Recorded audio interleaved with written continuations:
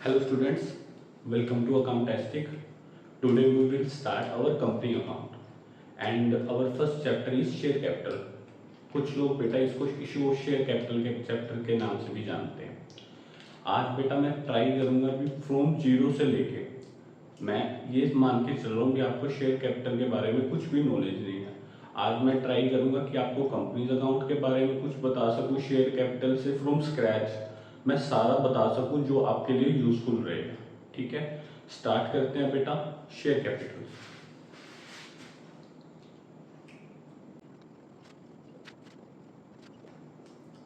अब सबसे पहले अपन नॉर्मली जो +1 में देखते हैं ना बेटा, वो देखते हैं अपन सोल प्रोप्राइटर के बारे में। ठीक है, फिर सेकंड जो अपन ने +2 के स्टार्टिंग में अपन ने देखी थी, जो सीरीज बनाई थी, वो पार्टनरशिप के बारे में। अब अपन ने क्या देखना है, अब अपन ने देखना है कंपनीज अकाउंट के बारे में। और सबसे पहले अपने को कंपनी की डेफिनेशन पता होनी चाहिए। देखो ध्यान से, company is an artificial person created by law. Company एक आर्टिफिशियल पर्सन है created by law having separate legal entity with the perpetual succession and common seal. अब बेटा एक एक चीज को मैं तोड़ तोड़ के समझाता हूँ। ठीक है, जो अपनी कंपनी है वो एक आर्टिफिशियल पर्सन है लॉ की नजर में। लॉ की नजर में एक नेचुरल पर्सन होता है, एक आर्टिफिशियल पर्सन होता है। आर्टिफिशियल पर्सन का क्या काम होता है, आर्टिफिशियल पर्सन में ना बेटा उसका सेपरेट नेम होता है, उसका सेपरेट एड्रेस होता है, सेपरेट लीगल स्टेटस होता है।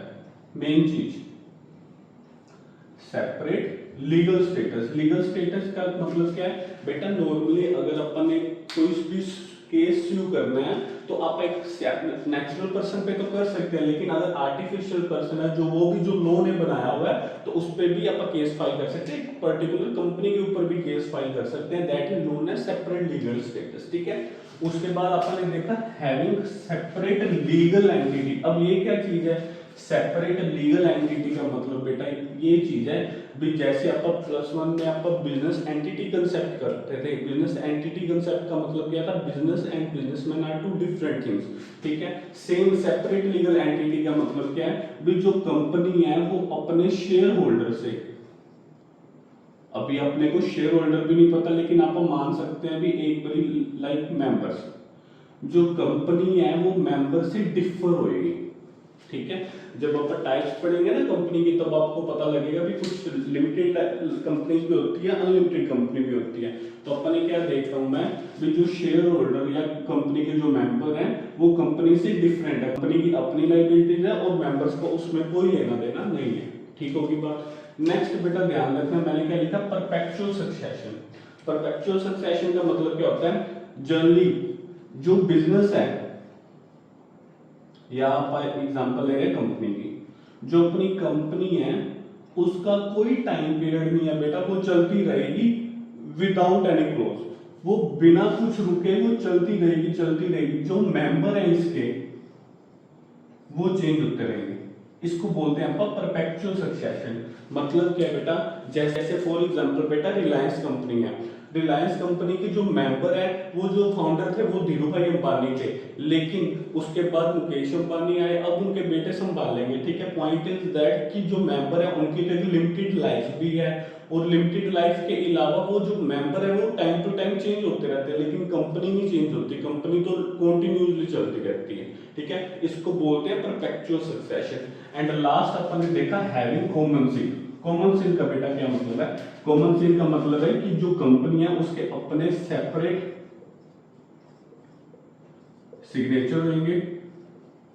सर कंपनी तो आर्टिफिशियल पर्सन है, वो सिग्नेचर कैसे कर सकती है बेटा, सिग्नेचर का यहाँ पे मतलब ले रहा हूँ स्टैंप पेपर। मतलब कल को कंपनी के कोई भी लीगल डॉक्यूमेंट होगी, कंपनी की स्टैंप लगनी बहुत ज्यादा जरूरी है, उसके बिना कोई भी डॉक्यूमेंट वैलिड नहीं माना जाएगा। ऑल्दो अपने को मेंबर्स के भी सिग्नेचर चाहिए होंगे, लेकिन कंपनी की स्टैंप भी जरूरी है। ठीक है, आई होप आपको कंपनी की पहले तो डेफिनेशन समझ आई होगी। ठीक है, अब नेक्स्ट चलते हैं आप। अब जो नॉर्मली कंपनी होती है ना बेटा, कंपनी जो होती है वो दो तरह की होती है। एक तो होती है पब्लिक कंपनी और एक होती है प्राइवेट कंपनी। राइट, ना ये तो अपने डेफिनेशन आई थिंक अपने +1 की बिजनेस स्टडी बुक में अपन करते हैं नॉर्मली। जो पब्लिक कंपनी होती है उसमें मिनिमम कितने मेंबर्स चाहिए, 7 चाहिए है ना, मैक्सिमम अनलिमिटेड है। तो प्राइवेट कंपनी में मिनिमम 2 चाहिए, मैक्सिमम जो होते हैं वो 200 होते हैं। इसमें आपका प्राइवेट लिमिटेड लिखना जरूरी होता है, इसमें लिमिटेड लिखना जरूरी होता है, नंबर ऑफ डायरेक्टर्स भी अलग अलग होते हैं। अपने को ये सारी चीजें पता है, ठीक है। आर्टिकल ऑफ एसोसिएशन, एमओ, ये सारा कुछ अपने को पता है। तो बट पॉइंट इज दैट कि कंपनी जनरली जो मानी जाती है वो 2 तरह की मानी जाती है, एक पब्लिक कंपनी मानी जाती है, एक प्राइवेट कंपनी मानी जाती है।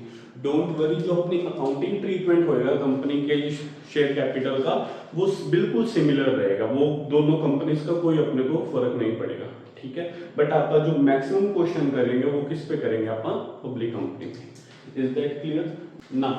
अब आप देखते हैं बेटा शेयर्स के बारे में। शेयर क्या होता है बेटा, अभी अपन ने कंपनी की डेफिनेशन पढ़ी, अब अपन देखते हैं अभी शेयर क्या होते हैं, ठीक है। जो अपनी कैपिटल होती है, कैपिटल तो अपने को पता है, जो अपनी कैपिटल होती है उसके छोटे पार्ट्स को जो अपन बोलते हैं उसको बोलते हैं शेयर। यानी कि अगर कैपिटल को अपन डिवाइड कर देते हैं किसी चीज में तो उसको अपन कंपनीज की लैंग्वेज में अपन क्या बोलते हैं, शेयर बोलते हैं, ठीक है। अब ध्यान रखना, जो अपने शेयर होते हैं बेटा ये भी 2 तरह के होते हैं। One is equity and second one is preference. Equity share and preference. ठीक होगी बात बेटा। जनरली जो अपने शेयर होते हैं वो 2 तरह के होते हैं, one is equity share and second one is preference share. अब ध्यान से सुनना है बेटा, इक्विटी शेयर की आगे कोई टाइप्स नहीं है, लेकिन प्रेफरेंस शेयर की आगे फर्दर टाइप्स है, वो मैं एक बार आपको एक्सप्लेन कर देता हूं, फिर आपको मैं उसका मीनिंग समझाता हूं।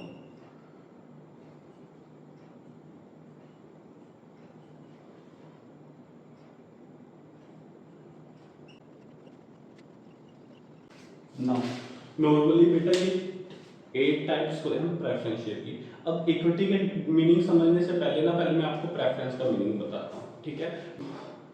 अब बेटा बात याद रखने वाली है, जो शेयर को होल्ड करेगा, मतलब जिसके पास शेयर होएगा उसको आप बोलते हैं शेयर होल्डर। उसको क्या बोलते हैं बेटा, शेयर होल्डर। पहले शेयर होते हैं 2 टाइप्स के, one is equity share and second one is preference share.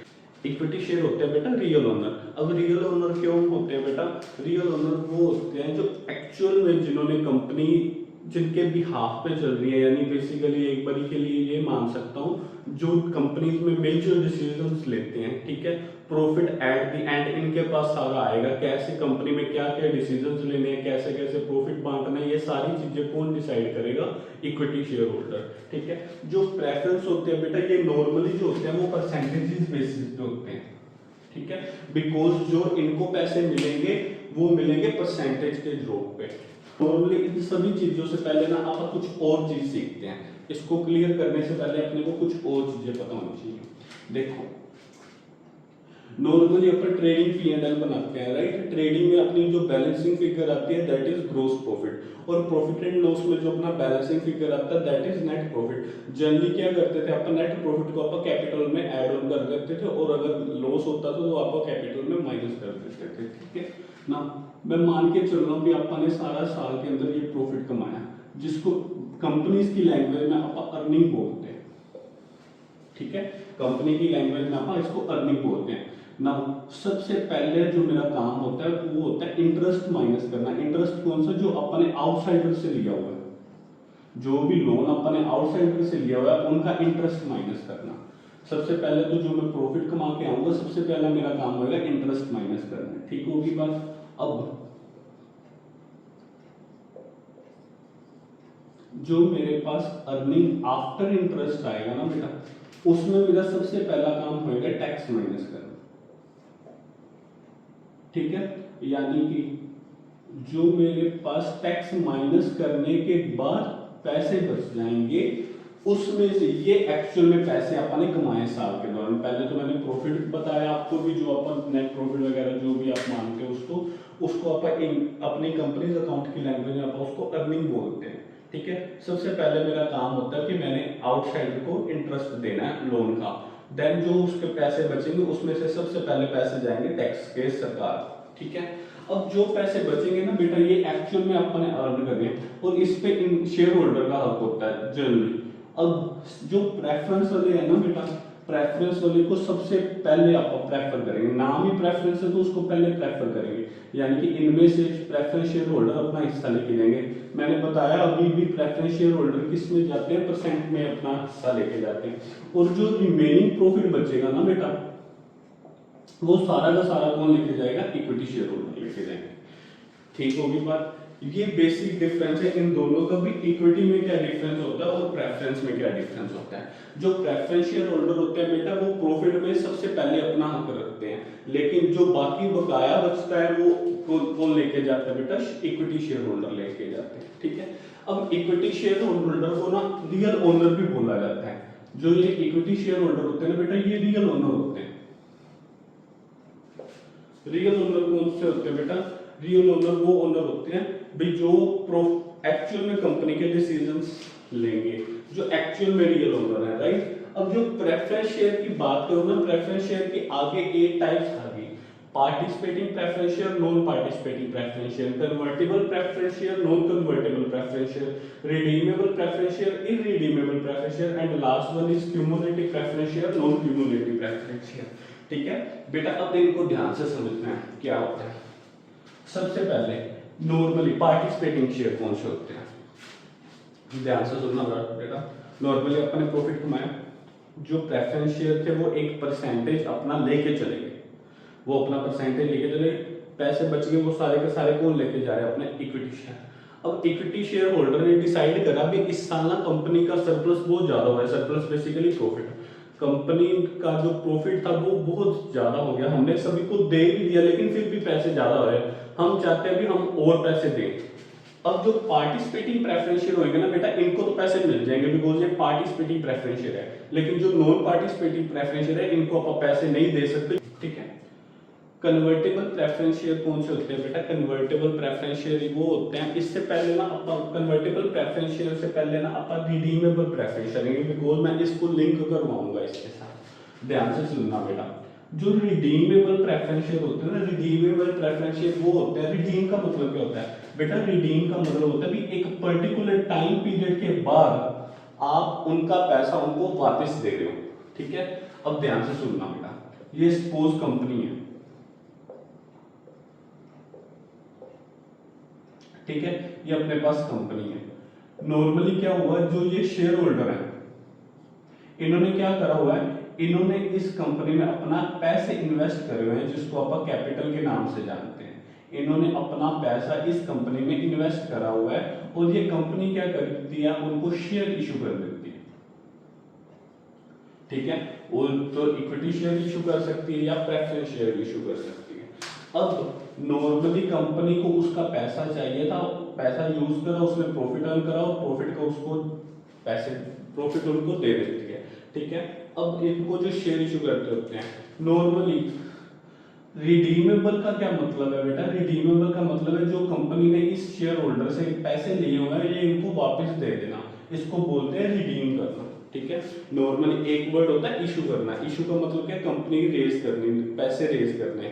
ठीक है। लेकिन रिडीमेबल का मतलब क्या है, वो ये क्या करेंगे, ये जो शेयर होल्डर है इनको इनके शेयर वापस दे देंगे और अपने पैसे वापस ले लेंगे, इसको बोलते हैं redeemable preference share. Irredeemable preference share बेटा क्या होता है, इररिडीमेबल प्रेफरेंस शेयर का मतलब होता है भाई जो अपन ये बात बोल रहे हैं, तो जो शेयर होल्डर है इनको अपने पैसे वापस मिल जाएंगे एक पर्टिकुलर टाइम पीरियड के बाद, इसमें इस तरह का कुछ नहीं है, वो लाइफ लॉन्ग रहेंगे। लेकिन एक चीज याद रखनी बेटा, एज कंपनी एक्ट 2013 के हिसाब से ना इररिडीमेबल का कंसेप्ट ही खत्म कर दिया उन्होंने।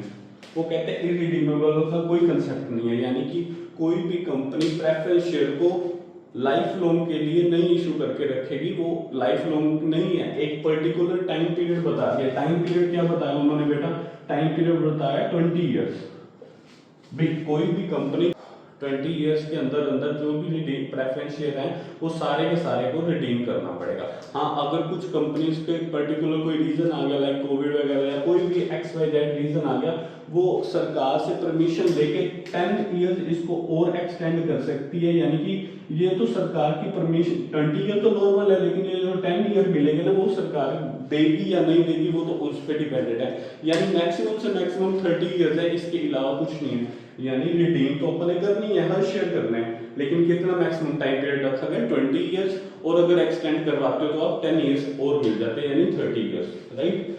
अब कन्वर्टेबल प्रेफरेंस शेयर क्या, मैंने अभी बोला कि आपको भी रिडीम करने हैं अपने प्रेफरेंस शेयर, फिर वो क्या कहते हैं कि ये रिडीम करके ना उनको न्यू इशू कर देती है या कोई और प्राइस पे इशू कर देती है, इसको बोलते हैं अपन कन्वर्टेबल प्रेफरेंस शेयर। अब कन्वर्ट या तो प्रेफरेंस को प्रेफरेंस में ही कन्वर्ट कर सकती है, लेकिन कई बार कन्वर्ट इक्विटी में भी कर देती है, कई बार कन्वर्ट डिवेंचर में भी कर देती है। यानी कि जो प्रेफरेंस शेयर होता है, जो रिडीमेबल का कंसेप्ट अपन ने क्या देखा, रिडीमेबल का कंसेप्ट अपन ने ये देखा भी एक पर्टिकुलर टाइम पीरियड के बाद हर शेयर होल्डर को उसके पैसे वापस दे देंगे, आप प्रेफरेंस शेयर कैंसिल कर देंगे। लेकिन कन्वर्टेबल में कैंसिल तो करेंगे, लेकिन इसको कन्वर्ट कर सकते हैं, लाइक किसी और प्रेफरेंस शेयर में, किसी और इक्विटी शेयर में, किसी भी डिवेंचर में भी। नॉन कन्वर्टेबल का क्या मतलब है, वो सिर्फ रिडीम होंगे, वो आप कन्वर्ट नहीं कर सकते, ठीक है। And last one is cumulative preference share and non cumulative preference share. बेटा क्यूमुलेटिव प्रेफरेंस शेयर का मतलब क्या होता है, फॉर एग्जांपल से कंपनी ने प्रॉफिट कमाया, ठीक है, कंपनी ने प्रॉफिट कमाया, उसको पैसे मिल गए, नेक्स्ट ईयर कंपनी ने लॉस कमा दिया, ठीक है, नेक्स्ट ईयर कंपनी को लॉस हुआ। अब लॉस हुआ तो नेचुरली अगर यहाँ पे अर्निंग तो हुई नहीं ना, तो टैक्स देना पड़ेगा, बिकॉज लॉस हो गया, लॉस हुआ तो प्रेफरेंस को भी नहीं कुछ मिलेगा और इक्विटी शेयर होल्डर को भी कुछ नहीं मिलेगा।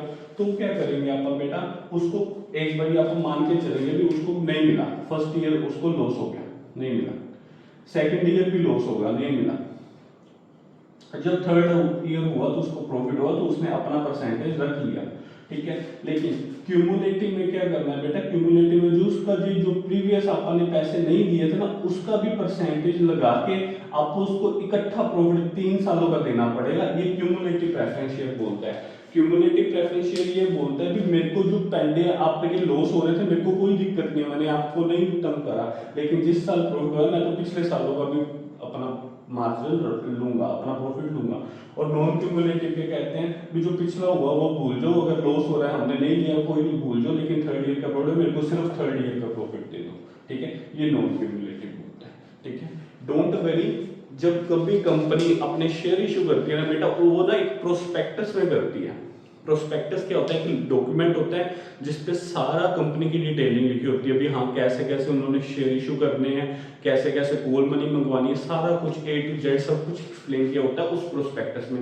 उस प्रोस्पेक्टस में ही लिखा होगा इक्विटी शेयर इशू कर रहे हैं, प्रेफरेंस कर रहे हो, प्रेफरेंस में भी कौन से कर रहे हो और कितने टाइम पीरियड के लिए कर रहे हैं, ये भी सारी चीजें लिखी होंगी। डोंट वरी, ये तो आप शेयर कैपिटल इशू करते हैं ना, जब रिडीम का चैप्टर आएगा तब उसमें सारे आप ट्रीटमेंट और जर्नल एंट्रीज देखेंगे भी कैसे कैसे करते हैं, राइट। आई होप आपको इतना सब कुछ तो समझ आ गया होगा। सबसे पहले अपन ने कंपनी देखा भी कैसे कैसे होती है, कंपनी की टाइप्स देखी, देन अपन ने देखा कि शेयर क्या होते हैं और शेयर की कौन कौन से टाइप होते हैं, और उसके बाद आप फर्दर उनकी अपन ने टाइप्स देखी भी प्रेफरेंस कौन कौन से टाइप्स के होते हैं, ठीक है। अब आई होप आपको यहाँ तक तो सारी बातें क्लियर हो गई होगी ना। अब आप बात करेंगे शेयर कैपिटल की। अभी तो अपन ने शेयर्स के बारे में देख रहे थे, ठीक है। अब आप बात करते हैं शेयर कैपिटल की।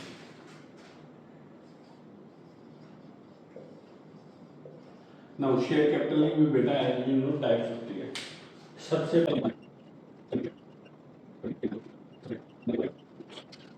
आप देखते हैं बेटा शेयर कैपिटल। शेयर कैपिटल की बेटा कुछ टाइप्स लिखी है मैंने, authorised capital, issued capital, subscribed capital, hold up capital and paid capital.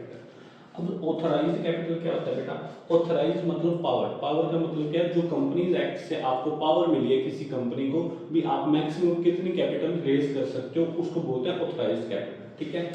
Four से लाइक उसको मिली है 10,000 शेयर की मिली है एट द रेट 10 रुपीज का, तो यानी कि 1 लाख उसकी क्या होगी, authorised capital.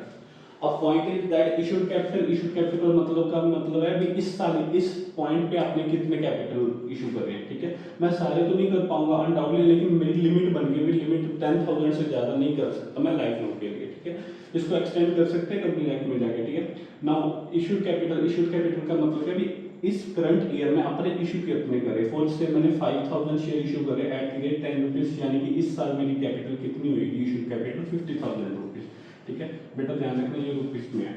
Then subscribe capital, अब 5,000 तो मैंने इशू करे, मैंने बोला लोगों को भी मेरे को 5000 शेयर्स के पैसे चाहिए, यानी 50,000 रुपीज चाहिए। सब्सक्राइब का मतलब क्या होता है, अभी पब्लिक ने कितने सब्सक्राइब करे, ठीक है, पब्लिक ने कितने सब्सक्राइब करे। अब पब्लिक से सारे भी कर सकते हैं, पब्लिक कम भी कर सकती है, पब्लिक ज्यादा भी कर सकती है, लेकिन मैं मान के चल रहा हूँ पब्लिक ने कम करे, 4 से 4000 करे उसने, इसको बोलते हैं अपना सब्सक्राइब कैपिटल, ठीक है।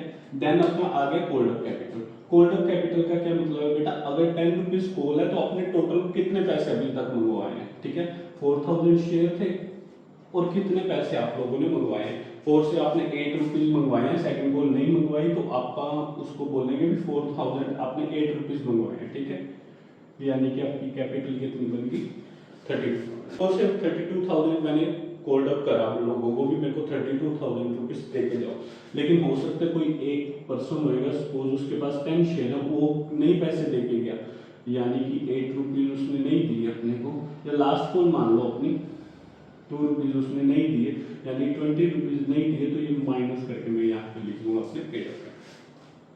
क्लियर होगी बात बेटा। ऑथराइज्ड कैपिटल क्या होता है, ऑथराइज्ड कैपिटल होता है जो एक्चुअल में अपने को पावर मिली भी मैक्सिमम आप लाइफ लॉन्ग के लिए कितने शेयर इशू कर सकते हैं।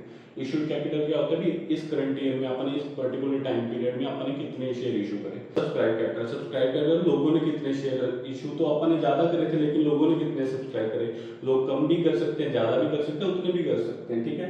कोल्ड अप कैपिटल का क्या मतलब है भी जो मैंने 10 रुपीज मंगवाने हैं अभी तक मैंने कितने पैसे मंगवाए।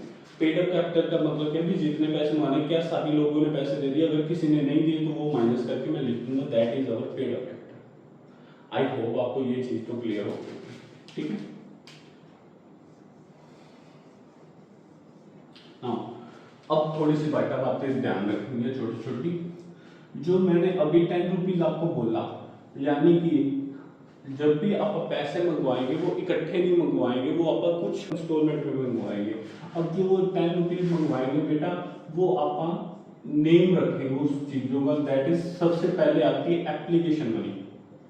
जो पैसे आप मंगवाएंगे वो एप्लीकेशन मनी के हिसाब से मंगवाएंगे। 4 से 10 का टोटल थे 2 रुपीज एप्लीकेशन मंगवाएंगे। देन अपनी आती है अलॉटमेंट मनी 4 से 3 रुपीज। देन आती है अपनी first call money, and then आती है अपनी सेकंड कॉल मनी।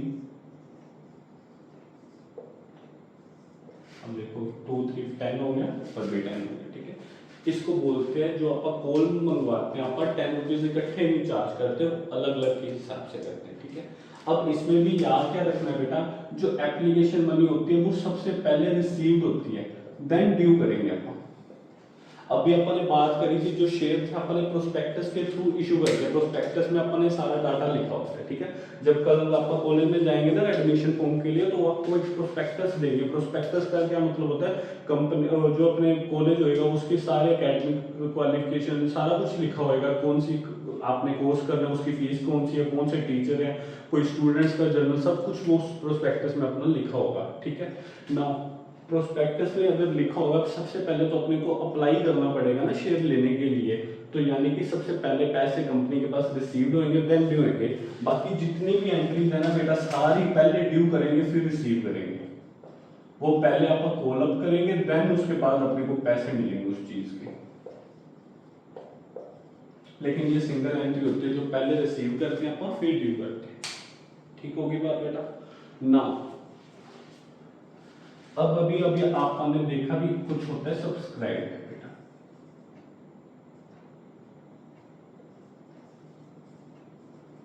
अब सब्सक्राइब कैपिटल बेटा 3 तरह की होती है। एक होती है फुली सब्सक्राइब्ड। फुली सब्सक्राइब का मतलब क्या होता है बेटा, जितने भी शेयर आपने इशू करे उतने के उतने ही लोगों ने पे कर दिए। 4 से जैसे आपने यहाँ पे लिखा 5000 के इशू कर रहे हैं, लेकिन यहाँ पे 4000 लोगों ने अप्लाई करे। पॉइंट इज दैट अगर 5000 के इशू करते हैं तो 5000 ही अपने सेल आउट हो जाते हैं, उसको बोलते हैं फुली सब्सक्राइब। Fully subscribe. एक होते हैं अंडर सब्सक्राइब, जो ये वाली कंडीशन आपने लिखी। अंडर सब्सक्राइब का मतलब क्या होता है बेटा, अंडर सब्सक्राइब का मतलब होता है जितने आपने इशू करे उससे कम अपने को लोगों ने अप्लाई करे। और एक आता है ओवर सब्सक्राइब। ओवर सब्सक्राइब क्या होता है बेटा, ओवर सब्सक्राइब होता है जनरली जो भी चीज़ है अपनी, जो अपनी कैपिटल है, वो जितने इशू करे थे लोगों ने उससे ज़्यादा अप्लाई कर दी, उसको आप बोलेंगे सब्सक्राइब। क्लियर होगी बात बेटा? ठीक है। देन अब जो ये 10 रुपीज है ना बेटा, यानी कि जो पर शेयर है, वो भी अपन 3 तरह के इशू करते हैं। सबसे पहले अपन देखते हैं, एक आती है सिचुएशन एट पार वाली। एट पार का क्या मतलब है, अगर 10 का शेयर है तो मैं कितने में इशू कर रहा हूँ, 10। एक आती है स्टेज एट डिस्काउंट वाली, ठीक है। डिस्काउंट का क्या मतलब है कि अगर 10 का शेयर है तो मैं कितने में इशू कर रहा हूँ, 8 में। और एक आती है एट प्रीमियम। प्रीमियम का क्या मतलब है बेटा, अगर 10 का शेयर है तो मैं कितने में इशू कर रहा हूँ, 12 में इशू कर रहा हूँ, यानी जो 2 रुपए एक्स्ट्रा ले रहा हूँ, दैट इज अवर प्रीमियम। ठीक होगी बात बेटा? आई होप आपको ये सारी चीजें अब तक सारी समझ आ गई, ठीक है। अब अपन चलते हैं जर्नल एंट्रीज पे।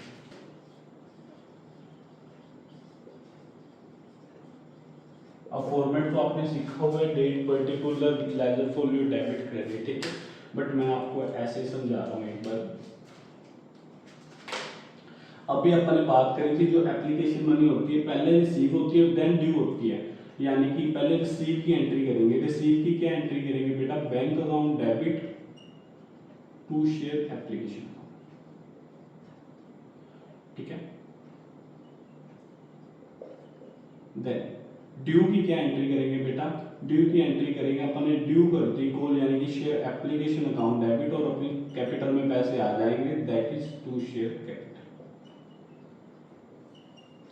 अभी बेटा अपन ने 2 टाइप्स देखे थे, इक्विटी शेयर और प्रेफरेंस शेयर। पब्लिक कंपनी कोई भी इशू कर सकती है, चाहे इशू को इक्विटी शेयर कर सकती है, चाहे प्रेफरेंस शेयर कर सकती है। अगर इक्विटी शेयर कर रही है फिर तो कोई दिक्कत ही नहीं, लेकिन अगर प्रेफरेंस शेयर कर रही है तो अपन ने क्या करना है, इसके आगे एक नेम लिख देना, preference word. Like for example, अगर इक्विटी इशू कर रही है तो इक्विटी शेयर कैपिटल लिख दूंगा, अगर प्रेफरेंस है तो टू प्रेफरेंस शेयर कैपिटल लिख दूंगा, ठीक है। बस इतनी सी बात है। अब देखो ध्यान से अलॉटमेंट। अभी अपन ने बात करी, जो बाकी कॉल मनी है पहले ड्यू होती है देन रिसीव होती है। जैसे ये वाली ड्यू की एंट्री है बेटा, ये रिसीव की एंट्री करी अपन ने। लेकिन जो बाकी कॉल मनी होगी वो पहले ड्यू होगी फिर रिसीव होगी। ड्यू की एंट्री बिल्कुल सिमिलर सेम। अगर अलॉटमेंट से पैसे आने हैं तो आप अलॉटमेंट अकाउंट डेबिट कर देंगे, किस में चले जाएंगे पैसे, अपने कैपिटल में चले जाएंगे, ठीक है। अब रिसीव की एंट्री क्या करेंगे, मेरे पास पैसे आ गए, बैंक अकाउंट डेबिट, किससे आए पैसे बेटा, अलॉटमेंट से पैसे आए, ठीक है। सेम मैंने क्या मंगवाना है, फर्स्ट कॉल मंगवानी है, पैसे किस में चले जाएंगे, शेयर कैपिटल में। और जब एक्चुअल में पैसे आ गए तो आप क्या करेंगे, bank account debit to share first, same to share second and final call. बेटा जब भी अपन लिखेंगे ना, जब भी लास्ट कॉल मंगवाते हैं, नॉर्मली फर्स्ट कॉल लास्ट मंगवाते हैं तो फर्स्ट एंड फाइनल कॉल बोल देते हैं, सेकंड कॉल मंगवाते हैं तो सेकंड एंड फाइनल कॉल बोल देते हैं, ठीक है। Second and final call account debit to किससे करें यहाँ पर, शेयर कैपिटल, और लास्ट वन आप क्या देखेंगे, bank account debit to share second and final. I hope आपको एंट्रीज क्लियर हो गई होगी, ठीक है। अब जो ये बाकी एंट्री है ये सारी की सारी आप देख लो, पहले ड्यू कर रहे हैं देन रिसीव करें, ये भी पहले ड्यू करी फिर रिसीव करी, ये भी पहले ड्यू करी फिर रिसीव करी। लेकिन ये सिंगल एंट्री होती है जो पहले रिसीव करते हैं देन ड्यू करते हैं, ठीक होगी बात बेटा। इसको बोलते हैं अपन नॉर्मली जर्नल एंट्रीज, ठीक है। बेसिकली 8 टाइप्स की तरह की जर्नल एंट्री है, लेकिन जो मैक्सिमम से मैक्सिमम आएंगी बेटा, मैक्सिमम अपन 13-14 करेंगे, तो वो क्वेश्चन के बेस पे भी कितना डाटा आपने को दिया हुआ है, ठीक है। ये बेसिक जर्नल एंट्री है जो अपन करेंगे बेटा। एप्लीकेशन मनी स्टार्टिंग में लोगों ने जब इशू कर रहे थे अपन ने, तब अप्लाई करे लोगों ने तो एप्लीकेशन के पैसे दे दिए। देन अलॉटमेंट का क्या मतलब है, अलॉटमेंट का मतलब है मैंने कॉल करा और उन्होंने पैसे दे दिए। सेम 2 महीने बाद मैंने फर्स्ट कॉल करी और सेकंड पैसे दे दिए, और लास्ट में मैंने 3 महीने बाद सेकंड कॉल करी और उन्होंने सेकंड कॉल पे पैसे दे दिए, ठीक है। अब ये होता क्यों है बेटा, जनरली जो अपन ने नॉर्मली अपन ने देखा कि 10 रुपये का अपन ने शेयर इशू करना है, ठीक है। अगर अपन ने 10 रुपये ले गए, पैसे क्यों ले रहे हैं अपन, शेयर मतलब जो अपन इशू करें क्यों करें, क्योंकि कंपनी को पैसों की जरूरत है। अब जनरली अगर कंपनी को पैसों की ज़रूरत है तो अगर वो 10 रुपये की इशू कर रहे हैं तो क्या गारंटी है कि वो पैसे ऐसे के वैसे रहेंगे, हो सकता है वो भी लॉस में चले जाएं, ठीक है। तो इसलिए वो क्या कहते हैं भी अपन time to time different different installments में अपन पैसे लेंगे। क्लियर होगी, आई होप आपको सारा कुछ क्लियर हो गया बेटा। अपने कंपनी की डेफिनेशन में देखिए, अपने कंपनी के टाइप्स भी देखे, अपने शेयर की डेफिनेशन भी देखिए, शेयर के टाइप्स भी देखे, आगे उनके भी फर्दर टाइप्स देखे, ठीक है। कैसे प्रॉफिट डिस्ट्रीब्यूट करते हैं ये भी चीज़ें अपने सीखी, ठीक है। शेयर कैपिटल कौन सी टाइप्स होती है वो भी अपने देखा, कौन से कैसे कैसे आप सब्सक्राइब होते हैं वो भी देखा, और एक 10 रुपीज़ भी आप कैसे कर सकते हैं डिस्काउंट पे प्रीमियम इशू कर सकते हैं, वो भी चीज़ें अपने देखी, ठीक है। अब अपने जर्नल एंट्रीज भी देखी, एप्लीकेशन की कैसे एंट्री करते हैं, अलॉटमेंट की कैसे करते हैं, फर्स्ट कॉल की कैसे करते हैं, सेकंड कॉल की करते हैं। नेक्स्ट वीडियो में बेटा अपन नेक्स्ट टॉपिक्स अपन स्टार्ट कर देंगे भी, हाँ इनके आगे फर्दर कौन कौन से केसेस होते हैं जब आप शेयर इशू करते हैं, ठीक है। तो मिलते हैं नेक्स्ट वीडियो में, थैंक यू।